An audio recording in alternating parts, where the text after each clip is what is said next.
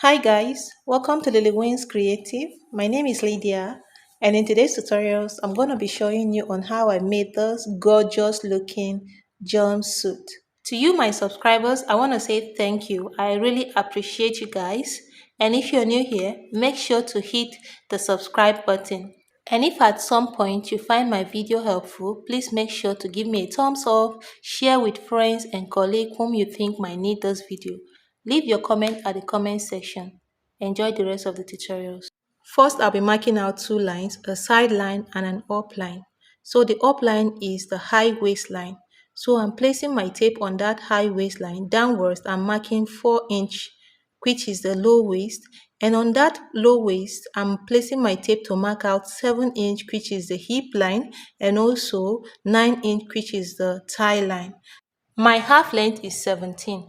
I'm now placing 17 on the high waistline.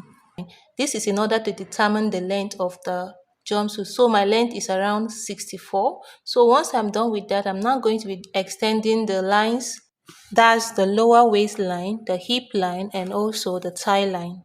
Once that is done, I go ahead to label this line so we don't get confused. On the high waist, I'm going to be taking in the side line by half an inch, and then I'm going to be connecting it to the hip. Like this is in order to give it a shape at the side. So that line is going to be my new side line. On the high waistline, I'm inserting my waist measurement, which is 30. 30 is 7.5, and I added half inch to it, making it 8. My hip is 42 by 4 is 10.5. So I'm marking out 10.5 on that.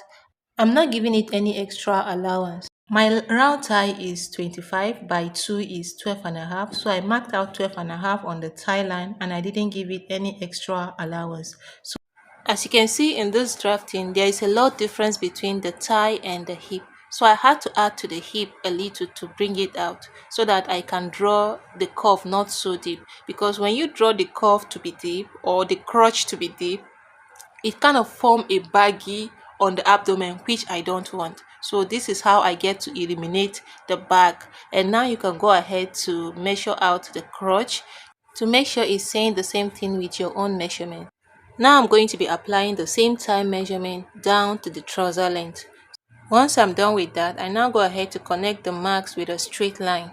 Now I am adding half inch allowance on the high waist for the sewing allowance before I start cutting. So once I'm done with that, I go ahead to cut the side, but it's like I'm making a mistake, guys. I have to add half inch to the side. I have to apply half inch to the side. That's for allowance. So I will apply it up to the hip, and then I will now, draw out a new line and then start cutting now. So now I'm cutting the up part, that's the high waist, at the half inch allowance I gave it. So guys, if you don't want your palazzo pant to be so wide, you can go ahead and leave it exactly like this.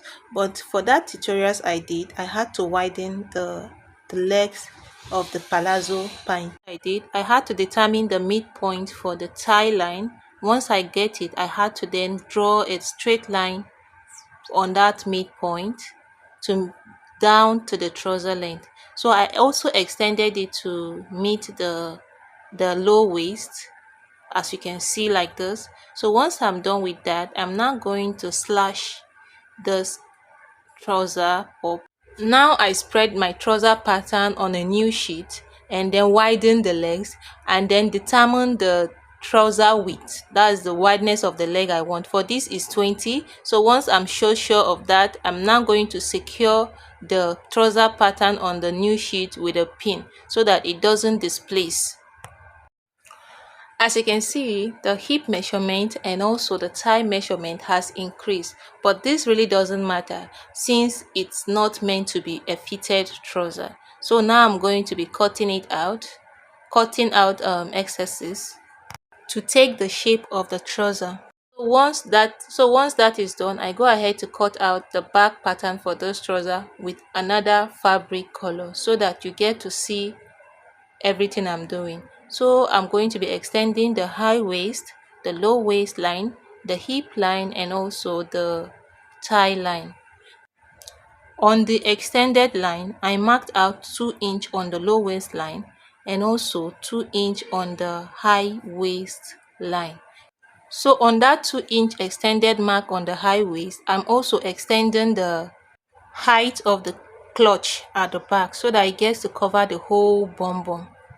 So once that is done, I continue to add 2 inch to the extended lines on the hip and also the extended line on the thigh line as well. So once I'm done with that, I go ahead to connect the front trouser pattern at the side to meet the extended crotch height at the back, like this, as you can see. So I go ahead to connect it. Once I'm done connecting it, I go ahead to connect the extended 2 inches marks at the back to form the back clutch. So once that is done, I still go ahead to keep adding 2 inch until it gets to the trouser length. So once that is done, I go ahead to cut out my back pattern. So this is the back pattern. I now transferred it onto the main fabric to trace it out. For the back trouser pattern, I determined the midpoint of the high waist. This is a place where I'm going to be applying my dart. So I'm going to notch it. This notch serves as a mark so that by the time I'm sewing, I will know exactly where to apply my dart. Now I'm transferring the front trouser pattern onto the main fabric to trace it out. So now I'm done with the trouser part. I go ahead to cut the up part now. The first line here is the starting point line. It's also the shoulder line. Placing my tape on the shoulder line, I marked out 8 inch. Then I now go ahead to draw out a straight line across the 8 inch measurement. This is the armhole line. So next I go ahead to draw a line on the 10.5 inch measurement. That's the bust point line. Next is the half length, which is 17. I drew a line across the 17th measurement on the tape. Sorry guys, that part didn't show. On the shoulder line, my shoulder is 16 by 2 is 8. Then I added half inch to it. So now for the neck width, I'm going to use 3 for it width. For the depth, I'm going to be using 3 as well. But this is not the conclusion because I might still need to cut out the neck depending on how it goes. So I could just make decisions. So on the spot where I marked my shoulder, that's on the shoulder line, I went down by 3/4 inch, and on the neck I go up by half an inch. So I'm going to be connecting this half inch on the neck to the 3/4 inch on the shoulder. This is in order to give the shoulder a slant. The half inch I added to the neck is the allowance, the sewing allowance I gave to it. So I don't need to give it any more allowance when I'm cutting it. Already it has allowance. So I'm now using my marker to trace it out so you can see it clearly. On the armhole line, I'm marking out the same measurement for the shoulder. This is in order to draw a straight line to meet the shoulder. I now determine the midpoint for that line from the slanted shoulder to the armhole line. So that should be around 3.5 or 4 inch. On that same midpoint mark, I'm taking it in by 1 inch. So from there, I'm connecting it to the shoulder.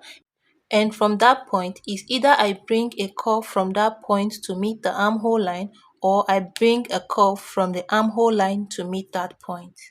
So on the bust, my bust is 38 by 4 is 9.5. So I already marked 9.5. And on the waist, my waist is 30 by 4 is 7.5. I also marked 7.5. So now I'm going to be connecting the waist to the bust. I'm not going to be adding that to this because of the style. So once I'm done connecting it, I'm now going to go ahead to apply the 1 inch seam allowance to it and then connect it as well. So once I'm done with that, I'm now going to go ahead to cut it out.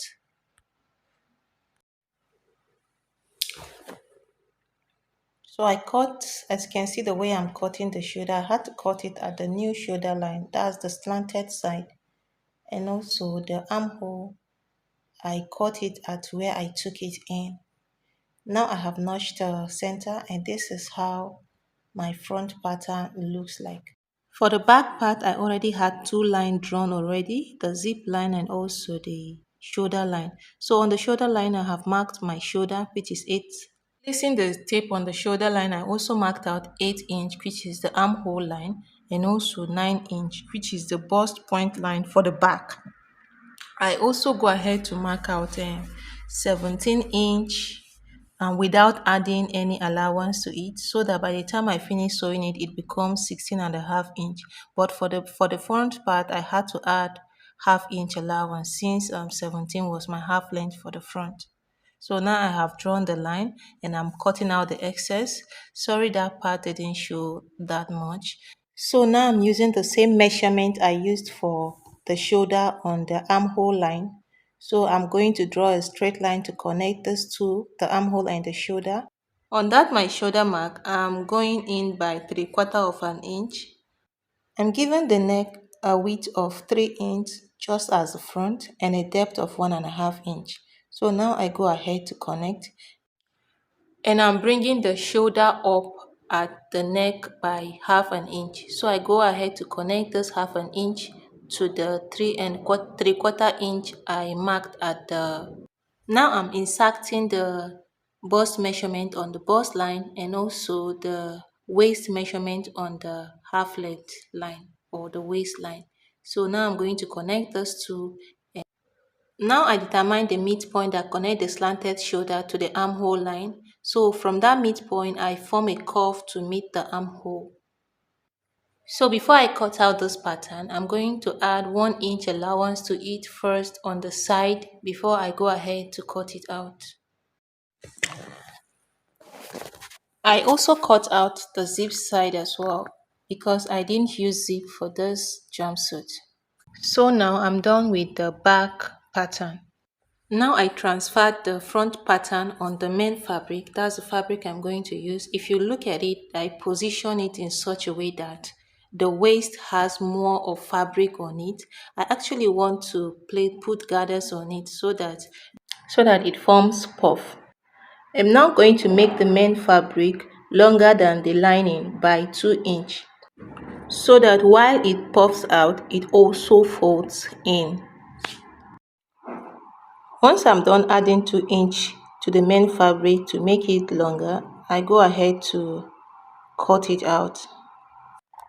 I'm done cutting the front. Now I'm transferring the back pattern to cut it in the same manner.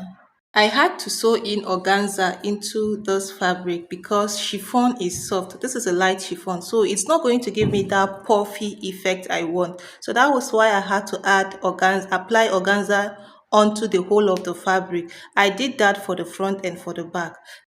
So now I'm going to apply gathers to the waist, to the size of the lining waist. That's the actual waist. So once I'm done with that, I'm now going to attach it center.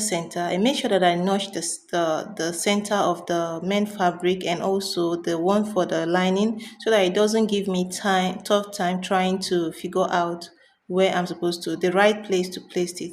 So now I'm going to sew it from the center to the side and from the center to the other side, and also I'm going to make sure that everything is positioned and sewn accurately, so I'm sewing it all around.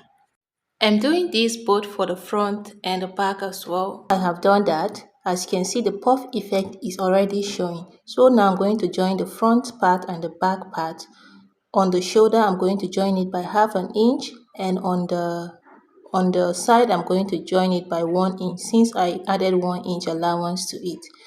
For the neck, I'm going to go low with it. I'm going to cut it low so that the head can pass through it since it doesn't have zip at the back. I made sure I secure it by running a thread round the neck so that the neck doesn't spread while I'm cutting it. Now the top part of my jumpsuit is ready. Now I'm going to be attaching the trouser part to it. The front crotch of the trouser to the front center of the top, and also the back crotch of the trouser to the back center of the top. Make sure to use an office pin to secure it at each point so that it doesn't shift while you're sewing it. This is how you sew it. Sew it from the center where you pin it to one side and from the center to the other side. So once that is done, this is how it looks. So now I'm going to be giving it a side zip. As you can see, I'm going to unstitch the up part which I sewed by 1 inch and also the trouser as well to about the length of the zip. So once I'm done with that, I'm now going to install the zip on it. So as you can see, I've installed it and this is how it looks. I also unstitch the shoulder on the zip side. I'm going to put an open and close zip so that when I want to wear it, I can open it completely and my hip can then go through it. This is a sleeve pattern. So I'm cutting out 4 inch from the up part because I want a cold shoulder for this jumpsuit. I transferred it on the main fabric to trace it out. So now that I've traced it out, I'll now use organza to support this chiffon sleeve because I also want it to be puffy just like the up part is puffy. So I'm going to sew it all around like this. So once I'm done with that, this is how it looks. I'm going to fold it this way and then sew it by 1/2 inch like this. So now that I'm done sewing it, I'm now going to whip the bottom part and then after whipping the bottom part, I'm going to fold it this way and then sew it all around. I left a little space of about 1/2 inch where I can chook in my elastic. So once I'm done that, so as you can see, I already piped my neck with the same fabric and I also installed the zipper. I told you about the open and close zipper and this is how it is. So once I open it, my whole body can get in through it. So once that is done, I go ahead to so as you can see, I have fixed the elastic and this is how it looks. And I've also piped the top part of the sleeve where the cold shoulder is. And now I'm going to fix it to the armhole like in this way. So once that is done, my jumpsuit is ready. Please don't forget to subscribe to my channel, share to friends, to colleagues whom you think might need this video, like and leave me a comment at the comment section. See you guys in my next tutorials. Bye.